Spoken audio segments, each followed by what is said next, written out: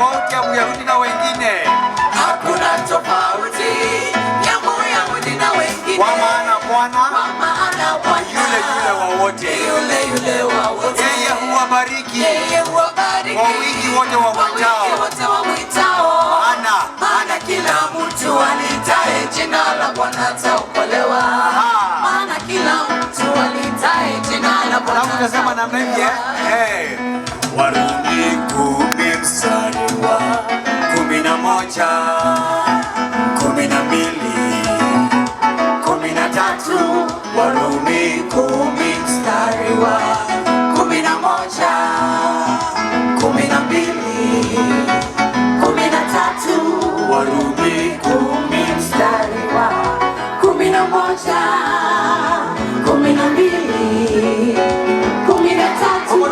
Warumi 10 mstari wa 11, 12, 13. Warumi 10 mstari wa 11, 12, 13. Maandiko yanasema Kila mwaminiye hataaibika. Hakuna tofauti ya Myahudi na wengine. Hakuna tofauti ya Myahudi na wengine. Kwa maana Bwana yule kwa wote. Yeye huwabariki kwa wingi wote wamwitao. Maana kila mtu alitaye jina la Bwana ataokolewa. Maana kila mtu alitaye jina la Bwana ataokolewa. Warumi 10. Warumi 10 mstari wa 11, 12, 13. Warumi 10 mstari wa 11, 12, 13. Warumi.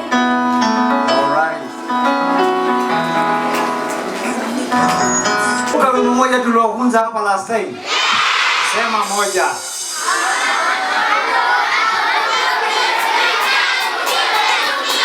Haya, goja.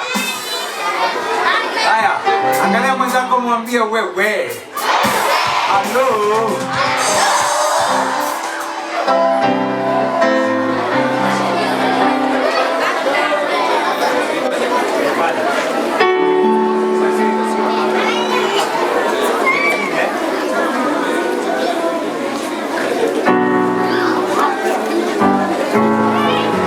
Okay, mnakumbuka? Hello. Yesu asifiwe, tumekuja kumsifu Yesu. Halo, Yesu asifiwe, tumekuja kumsifu Yesu. Haleluya, haleluya, tumsifu Yesu Kristo leo, kesho na hata milele. Haleluya, haleluya, tumsifu Yesu Kristo leo, kesho na hata milele. Kisha mnakumbuka? Hello. Okay, nakumbuka. Kuja. Hello. Yesu asifiwe, Tumekuja. Haleluya. haleluya, tumsifu Yesu Kristo leo, kesho na hata milele. Haleluya, haleluya, tumsifu Yesu Kristo leo, kesho na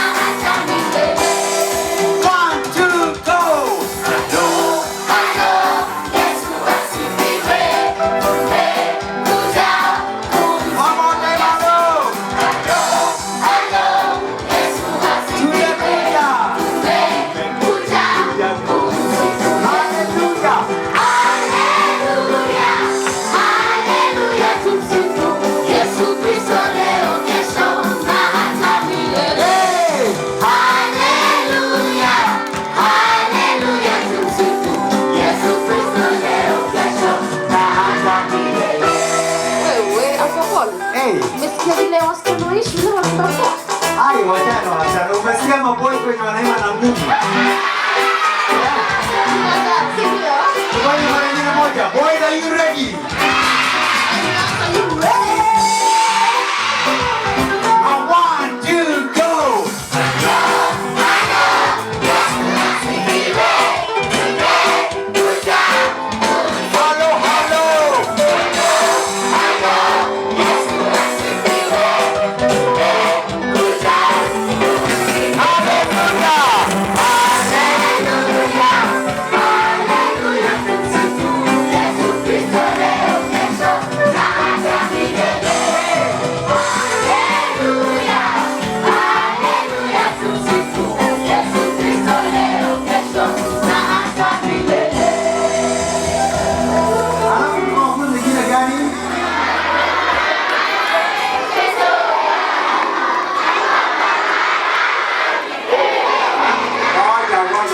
Ngoja. Unajua si nyinyi mko na music teacher? Na music teacher aliwaambia ukiimba unaimba na sauti lakini haushauti. Si ndio? Hala! Yes! Hapana, mwambie acha. Ni kuharibu. Okay, I command my hands to praise the Lord.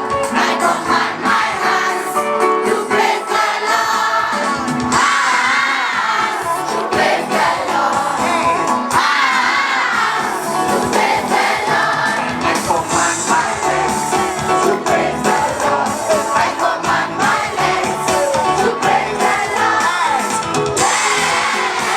To praise the Lord.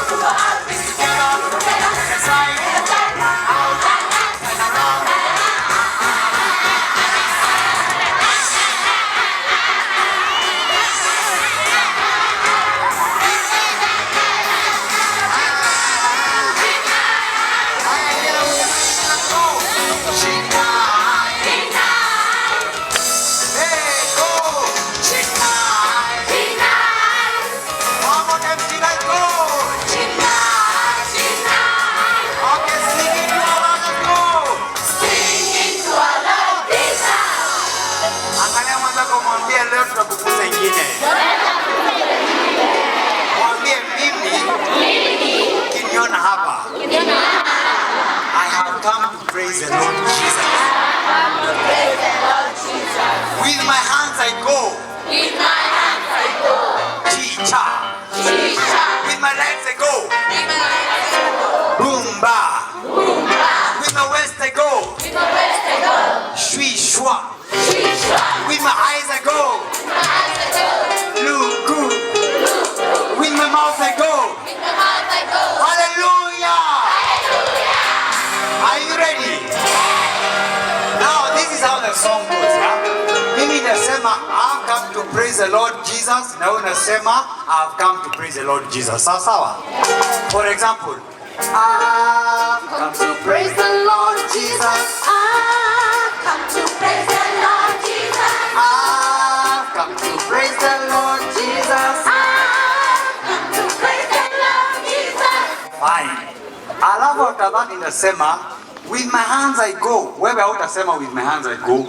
Nikisema with my hands I go utasema chicha. With my hands I go. Chicha. Yani nikisema with my legs I go utasema boomba. With my legs I go. Boomba. Alafu nikisema waist utasema shui shwa. With my waist I go. Chicha. Nikisema with my eyes I go utasema luku. Okay, with my eyes I go. Alafu nikisema with my mouth I go, wewe utasema haleluya yako yote, sawa? Angalia mwenzako, mwambie haleluya ni ile ya kusemwa. Boys, are you ready? Are you ready? 1, 2, 3, go! I've come to praise the Lord Jesus.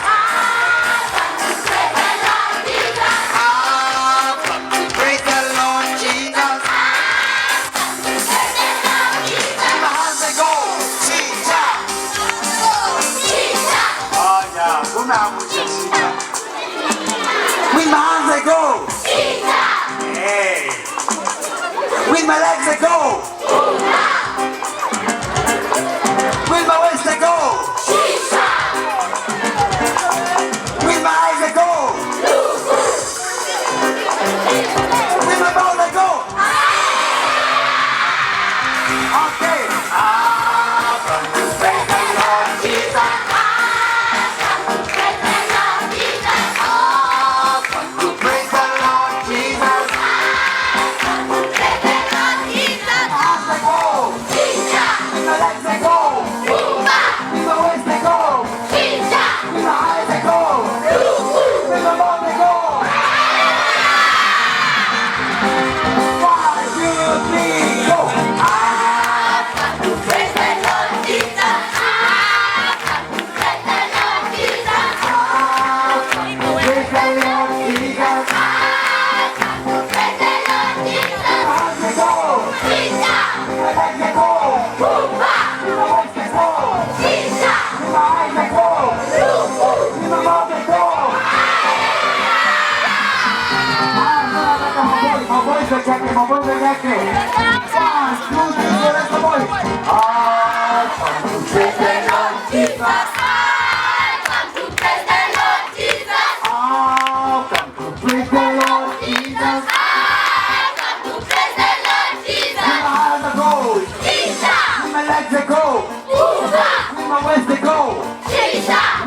I go. With my mouth I go.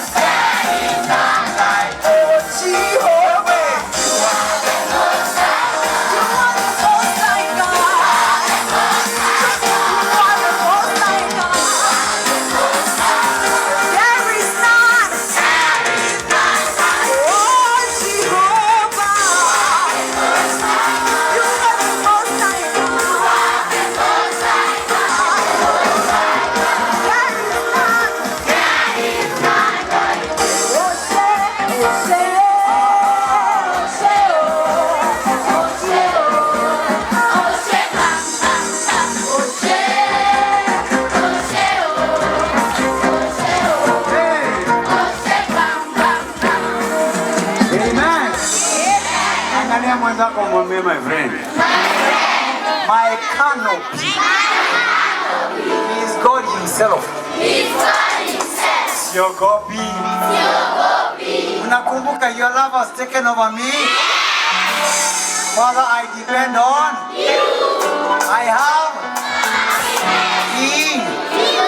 in you, oh Lord. Boys, are you ready? And the girls, are you ready? 1, 2, go.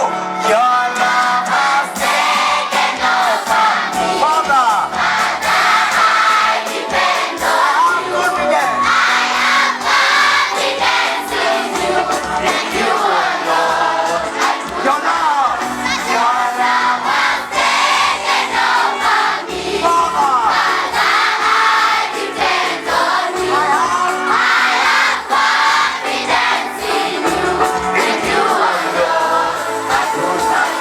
Lord, you cover me. I am the canopy. Give me security. I am the righteousness of God. Lord, you cover me. I am the canopy. Give me security. I am the righteousness. Your love. Your love has taken over me. Yes. Father, I depend I on you. have confidence. I have confidence In you, oh Lord. in you alone. Come on, take your love and go together. Your love has taken over me. Father, I depend on you. I have confidence in you. In you alone. I am telling you to give this test. Lord, you cover me.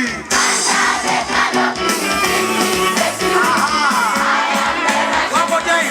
Lord, you cover me. Okay, boys, again.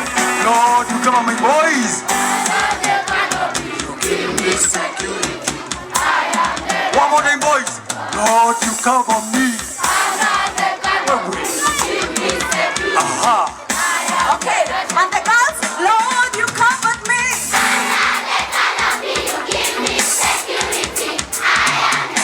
Lord, you covered me. Now we do actions. Lord, you actions.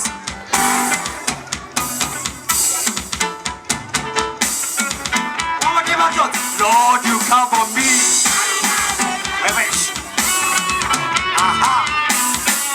Let's go. Lord, you cover me.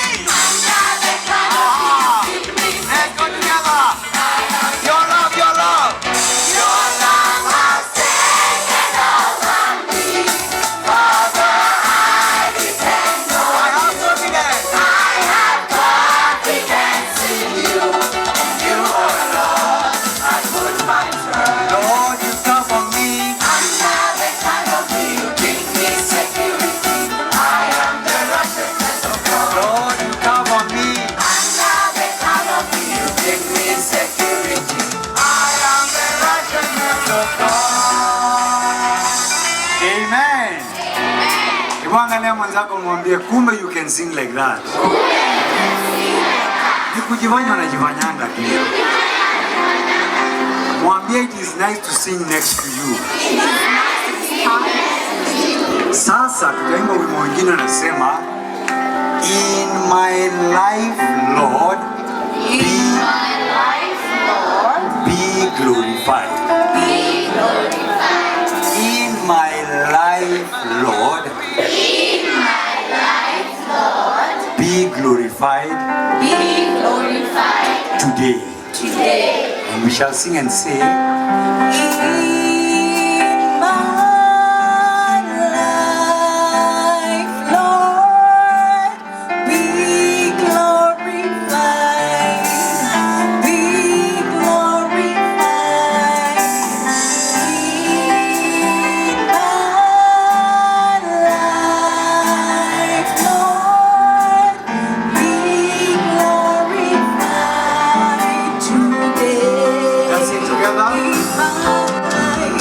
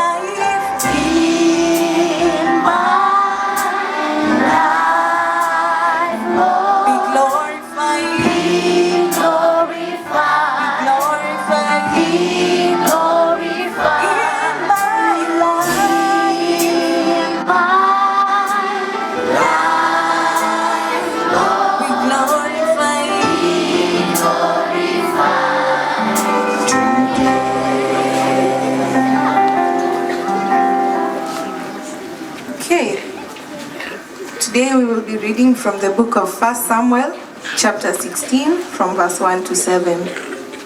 Finally the Lord said to Samuel, "You have mourned long enough for Saul. I have rejected him as king of Israel. Now fill your horn with olive oil and go to Bethlehem. Find a man named Jesse who lives there, for I have selected one of his sons to be my new king." But Samuel asked, "How can I do that? If Saul hears about it, he will kill me." "Take a heifer with you," the Lord replied, "and say that you have come to make a sacrifice to the Lord. Invite Jesse to the sacrifice, and I will show you which one of his sons to anoint for me." So Samuel did as the Lord instructed him. When he arrived at Bethlehem, the leaders of the town became afraid. "What's wrong?" they asked. "Do you come in peace?" "Yes," Samuel replied. "I have come to sacrifice to the Lord. Purify yourselves and come with me to the sacrifice." Then Samuel performed the purification rite for Jesse and his sons and invited them too. When they arrived, Samuel took one look at Eliab and thought, "Surely this is the Lord's anointed." But the Lord said to Samuel, "Don't judge by his appearance or height, for I have rejected him. The Lord doesn't make decisions the way you do. People judge by outward appearance, but the Lord looks at a person's thoughts and intentions." That is the word of the Lord. Thanks be to God. This is the word of the Lord. Thanks be to God. Kila mtu aseme thanks be to God. This is the word of the Lord. Thanks be to God. Bible huwa inatuambia kuhusu country fulani ambayo ilikuwa inaitwa Israel. Ilikuwa inaitwa nani? Israel. Hiyo ilikuwa ni jina ya nini? Ya country, yani taifa fulani. Katika ile taifa ilikuwa ni taifa ya kiajabu hivi. Hakukuwa na president, hawakuwa na king, hawakuwa na kiongozi. President wao ama kiongozi wao alikuwa ni God himself. Yani Mungu alikuwa yeye ndiye president wao. Sasa alikuwa anatumia watu kufanya vitu tofauti tofauti, lakini yeye ndiye alikuanga bazu. Wakafika pahali wakasema hapana, mazini aje tunakaa hivi kama hatujielewi. Sisi tunataka kuwa kama yale mataifa mengine. Other countries have presidents, they have kings. Hata sisi tunataka kuwa na king wetu. Wakaenda kwa Mungu wakamwambia tunataka king bwana. Tunataka mfalme. Tunataka mfalme.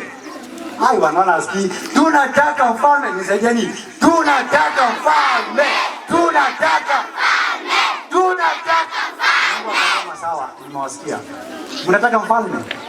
Mnataka mfalme? Yes. Tawapatia mfalme. Wakamwambia lakini usitupatie tika mfalme kivivi. Sisi tunataka mfalme mwenye anakaa mfalme. Yaani jamaa mwenye kitembea hivi watu wanasema chikini bazu. Yaani jamaa mwenye hata akiongea akona sauti kama ya mfalme. Yaani jamaa ukimnusa hivi ananukia mfalme. Mungu akawaambia ni hivyo mnataka? Akasema akawaambia basi nitawapatia mfalme. Akawapatia mfalme wao wa kwanza. Huyo mfalme alikuwa anaitwa nani? Ati William Ruto. Alikuwa anaitwa nani? Alikuwa anaitwa King Saul. Mazi King Saul alikuwa jamaa mrefu, jamaa handsome, jamaa mwenye akitembea hivi alikuwa anakaa mfalme. Jamaa mwenye ukimnukia hivi alikuwa ananukia mfalme. Jamaa bwana alikuwa na ma six pack. Hey my friend, yani jamaa alikuwa anatembea kifalme, anaongea kifalme, ananukia kifalme. Watu wakamwangalia wetu. Kila mtu sema huyu ni mfalme wetu. Huyu ni mfalme wetu. Igwe. Igwe. Igwe. Lakini mazee King Saul alikuwa na shida. Mazee kiburi ikamwingia. Jamaa yeye alikuwa anajiona ya kwamba amechaguliwa kwa mfalme kwa sababu hakuna mtu mwingine msupu mwenye nguvu mwenye six pack kama yeye. Akawa ya kwamba hakuna mtu angempatia ushauri. Unaenda kumpatia ushauri anakuambia wewe ni nani wewe? What are you? I am the king here. Unaniambia nini? Nyamaza. Ikafika pahali ambapo hata kutoka kwa Mungu mwenyewe hangechukua ushauri. Alikuwa anaambia Mungu, by the way God, wewe uko mbinguni, wewe kanyangia huko. Hapa kwa ground ni mimi kusema. Wewe wacha zako. Mazee hapo anamsikiza hata Mungu. Mungu akasema, hizi ni gani? Wewe nimekuchagua mfalme, hauchukui ushauri wangu. Kutoka leo nimekataa wewe kuwa mfalme. Wewe ufalme wako umeisha, ishia. Na ndiye huyo ufalme wa King Saul ukaishia hapo. Mungu akaanza kumtafuta mtu mwingine katika taifa la Israeli ambaye angekuwa anamsikiza, ambaye moyo wake ulikuwa unampenda na ambaye alikuwa anachukua ushauri kutoka kwa Mungu. Akamtafuta, akapata kakijana. Mazee kale kakijana hakakai mfalme, hakatembei kama mfalme, hakaongei kama mfalme. Hata ukikanukia hakanuki kama mfalme. Ukikanukia hivi kananuka kondoo. Kwa sababu kalikuwa kanachunga kondoo na mbuzi huko. Yani kajamaa kalikuwa kanakaa kama mtu hata kaeleweki. Mazi lakini kale kajamaa kalipenda Mungu. Hao kajamaa kalitwa nani? Ati Uhuru Kenyatta. Aliona nani? David. Halafu kale kajamaa kalimpenda Bwana, pia kalipenda kuchezea Bwana ngoma. Kalikuwa kanachukua gitaa, kanacheza, kanasema wewe. Aha. Mazi kazi yake ilikuwa siku kucha kalikuwa kanamchezea Mungu ngoma, lakini sikumaanisha kwamba kale kajamaa kalikuwa perfect. Bana, wakati mwingine kalikuwa kanatenda dhambi, lakini kakijua kametenda dhambi, kanaenda kwa Mungu, kanamwambia Mungu, nisamehe, mimi nataka kuwa pale ambapo wewe ulipo. Halafu kakichukua gitaa kalikuwa kanaimba, kanasema Naomba siku zote ulipo ndipo nipo. naomba siku zote ulipo ndipo nipo. Naomba siku zote ulipo ndipo nipo. Naomba siku zote ulipo ndipo nipo. Wanafunzi Pale ulipo ndipo nipo. Naomba siku zote ulipo ndipo nipo. Pale ulipo ndipo nipo. Naomba siku zote ulipo nipo. Nipendezwe na kinachokupendeza, nichukizwe na kinachokuchukiza. Mapenzi yako yafanyike kwangu kama kwako. Pale ulipo ndipo nipo. Nipendezwe na kinachokupendeza, nichukizwe na kinachokuchukiza. Mapenzi yako yafanyike kwangu kama kwako. Pale ulipo ndipo nipo. Mazee kale kajamaa kalikuwa kanaambia Mungu, pale wewe ulipo, hapo ndipo mimi nataka kuwa nipo. Mungu akamwambia David, yaani wewe umefuata njia zangu hata baada ya mimi kukupatia ufalme. Wewe umeegemea kunikaribia kila wakati. Akamwambia David, na mimi sikiza, ahadi yangu ndio hii kwako. Wewe nitakubariki katika ufalme wako. Ufalme wako utaongezeka, na huo ufalme wako utadumu milele na milele. Hata utakapokufa, mtoto wako mmoja atakuwa mfalme, na huo ufalme utazidi milele na milele hadi siku ambazo hazina mwisho. Halafu David akaendelea kumtumikia Bwana. Siku zake hapa duniani zilipoisha, yeye aliaga na akaenda kulala na wahenga. Kijana wake mmoja akawa ndiye mfalme. Huyu kijana alikuwa anaitwa nani? Solomon. Solomon alikuwa ni kijana mzuri, mwenye tabia nzuri. Mungu akamtokelezea Solomon kwa sababu yeye alikuwa anajua yeye ni kijana mdogo. Alikuwa anaomba Mungu, anasema, sasa mimi huu ufalme utaendeza namna gani? Baba yangu alikuwa na maarifa, mimi sina.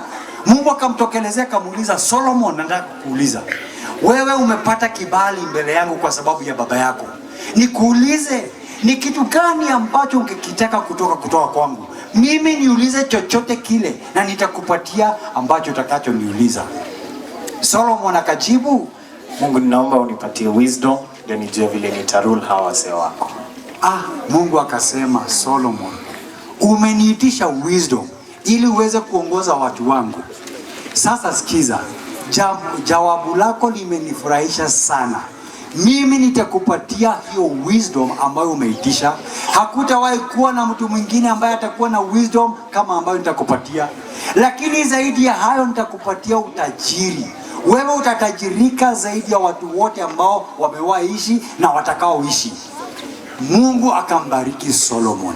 Solomon akawa na wisdom. Mazie watu walikuwa wanatoka mataifa mbalimbali wanakuja kumsikiza Solomon akitoa zile wisdom zake za ajabu. Halafu akapata mali. Sema kuomoka. Solomon akapata mali, dhahabu, ngamia, punda, farasi. Akatajirika zaidi ya watu wote duniani. Lakini kashida kakatokelezea. Hebu angalia mwenzako, kashida. Mazi Solomon alipenda anasa. Sema anasa. Mazi Solomon kazi yake ilikuwa ni kuokota madhahabu. Mazi kazi yake ni mabling bling. Sema mabling bling. Yani kazi yake kila wakati. Mazi Solomon alipozunguka watu wakuone vizuri, kazi yake ilikuwa ni mabling bling yani, yeye kazi yake ni kuokota, amepaa mapete hivi, machenzi hivi, anavalia madikaka designer, sema madikaka. Solomon ndiye huyu, yani kazi yake ni anasa tu, lakini hatoshelezeki. Sasa Solomon akaanza kupendeshwa na warembo, sema wareshi. Mazi Solomon alikuwa naona kamrembo, anasema hako ni kangu. Akiona kengine anasema hata hako ni kangu. Akiona kengine anasema hako ni kangu. Akiona kengine anasema hako ni kako na nani wewe. Solomon akaanza kuwa na wareshi wengi, akaanza kuwachukua wawe wake wake. Maze mke wa kwanza akakuwa ni wa Solomon, wa pili, wa tatu, wa nne, wa tano, wa sita, wa 10, wa 20, wa 50, wa 100. Lakini yeye atosheleki. Akiona kamreja anasema wa 200, wa 300, wa 400, na jamaa atosheleki. Akiona kamrembo anasema hako ni wa 500, wa 600, wa 700. Maze Solomon alikuwa na wake ngapi? 700. Lakini moyo wake hautosheleki. Bado akiona kasuku anasema hako ni kama. Akaanza mpango wa kando, wa kwanza, wa pili, wa tatu, wa 4, wa 10, wa 50, wa 100. Lakini hatosheleki. Akiona kamrembo anasema wa 200, wa 300. Mazi Solomon alikuwa na wake 700 na tudogodogo ngapi? 300. Angalia mwenzako, mwambie sema kuchanganyikiwa. Hajielewi. Mazi amechizi. Wajua Solomon alikuwa ameanza vizuri, lakini Mungu alipompatia wisdom, akampatia mali, ni kama yani kio kitu iliingia kwa kichwa yake bwana.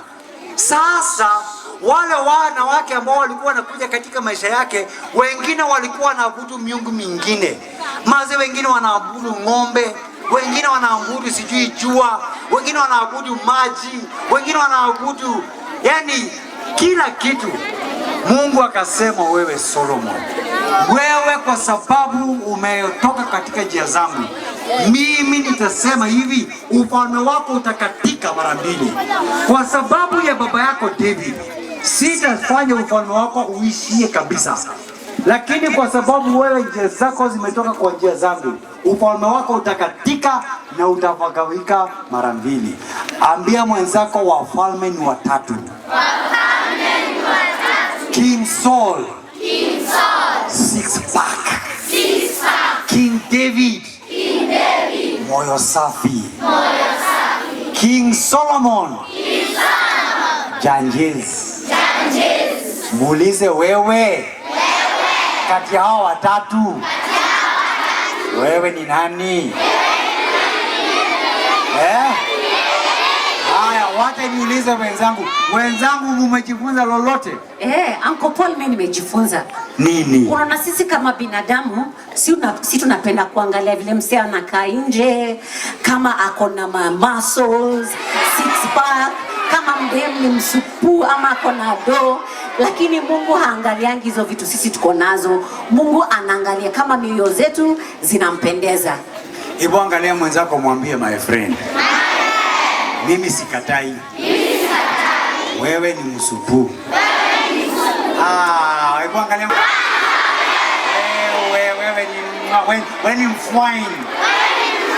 Lakini habari ndio hii. Mungu haangaliangi maumbile. Yeye huangalia moyo wako. Mwambie tafuta Mungu. Maumbile ni sawa, lakini mtafute Mungu. God looks at the heart. Wajua wa taifa la Israel walipotaka mfalme hawakutaka mambo mengi. Wao walikuwa wanataka jamaa mwenye anakaa mfalme, anatembea kifalme, anaongea kifalme, ananukia kifalme. Lakini wakasahau ya kwamba ufalme sio venye mtu alivyo. Ufalme ama kumpendeza Mungu kunalingana na moyo wako. Angalia mwenzako, mwambie God looks at the heart. Work on your heart.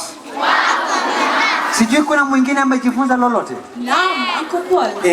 Nimejifunza lesson moja muhimu sana. Unaona huyu king mwenye alikuwa anaitwa David, alikuwa na mambo mingi hivi muhambo, lakini anampenda Mungu, anamtafuta Mungu. Na nikajifunza kwamba mtu mwenye moyo unampenda na kumtafuta Mungu anabarikiwa sana, watoto wake wanabarikiwa na hata vizazi vyake vinaendelea kubarikiwa. Hebu angalia mwenzako, mwambie ukimpendeza Bwana.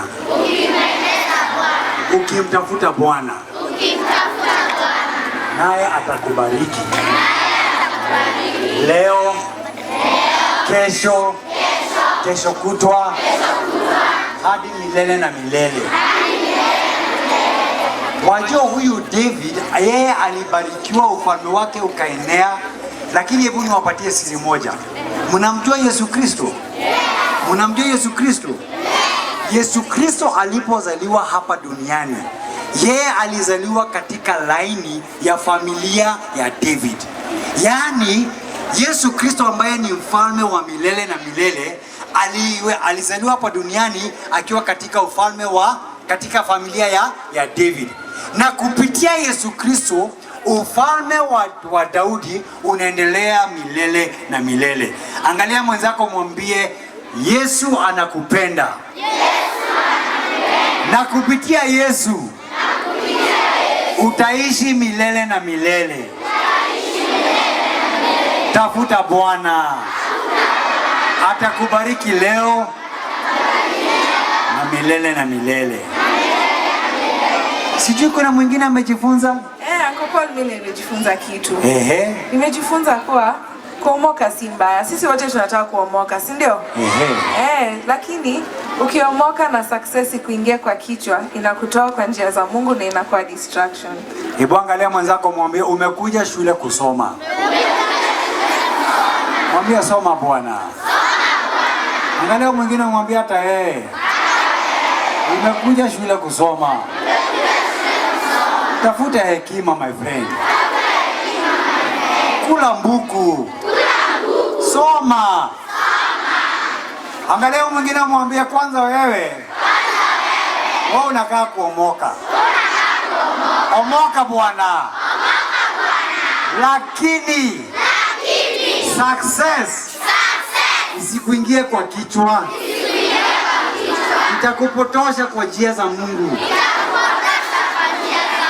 Ukibarikiwa na success, tafuta Mungu zaidi. Solomon alianza vizuri. Mazee aliomba apewe hekima, akapewa. Lakini yeye baada ya kupewa hekima na utajiri, ule utajiri ukamtoa kutoka kwa njia za Mungu. Si kila mtu ainue mikono aseme thank you Lord for teaching me today from your word. Heavenly Father, give me the wisdom of Solomon. Give me the riches of Solomon. Heavenly Father, thank you for my good looks. But Lord, forgive me. Wakati mwingine nimejiangalia nikadhani nimetosha. Kama King Saul. Nisamehe Bwana. Nisaidie nikutafute wewe. Dear Lord, give me the heart of David. Pale ulipo, hapo ndipo nataka kuwa. Draw me close to you. Draw me close to you. And I will follow you. And I will follow you. All the days of my life. All the days of my life. I pray this in Jesus' name. I pray this in Jesus' name. Amen.